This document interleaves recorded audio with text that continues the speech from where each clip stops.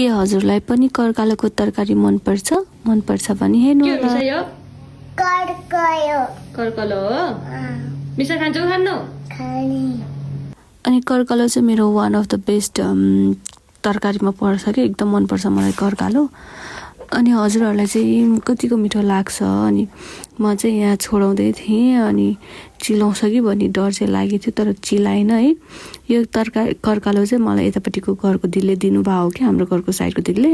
अनि त्यो पछि नि मम्मी र म भएर चाहिँ अनि फेरि कर्कालो केलाउन लाग्यौँ। पन्जा लगाउनु पर्छ नि किन नलगाएको भन्दै हुनुहुन्थ्यो मम्मीले चाहिँ, अब तिमीलाई हात चिलाउँछ भन्दै हुनुभएको थियो कि मलाई। अनि यो कर्कालोको तरकारी भयो भने त म त कति धेरै खाना खान सक्छु के।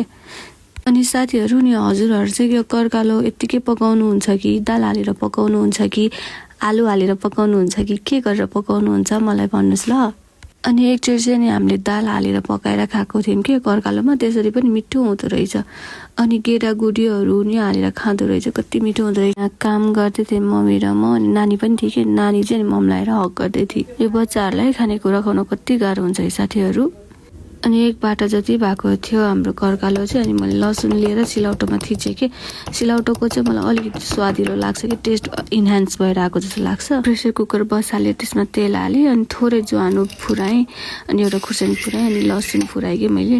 अनि त्यो बेसार पनि हालिदिएँ अनि कर्कालो हालिदिएँ मैले। त्यो पछि चाहिँ अनि अलिक धेरै थियो अनि त्यसलाई चाहिँ चलाउँदै अनि त्यो गल्छ नि त अनि त्यो पछि बिस्तारै हाल्दै गरेँ कि। अनि म चाहिँ मोस्टली तरकारीहरू चाहिँ प्रेसर कुकरमा पकाउँछु कि प्रेसर कुकरमा पकाउनु थालेपछि यस्तो सजिलो लाग्छ।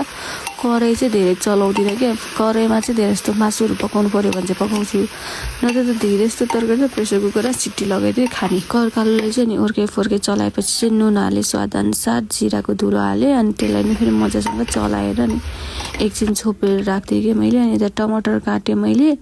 हजुरहरू चाहिँ टमाटर हाल्नुहुन्छ कि हाल्नुहुन्न? अनि मलाई चाहिँ हल्का अमिलाएको मनपर्छ क्या, अनि टमाटर हालेर अलिक इन्हान्स हुन्छ क्या। अनि त्यसपछि यसलाई चलाएर अनि टमाटर हालिदिएँ कि मैले सँग, अनि चलाइदिने अर्कै फोर्कै गरेर अरू त पाकिहाल्छ नि। त्यसपछि केही पनि नहालिकन सिटी लगाइदिने अनि बिर्को लगाएर सिटी लगाइदिने। अनि हेर्नुहोस् यतिको लतक्क भइसकेको थियो अनि यस्तो मिठो भएको थियो नि साथीहरू।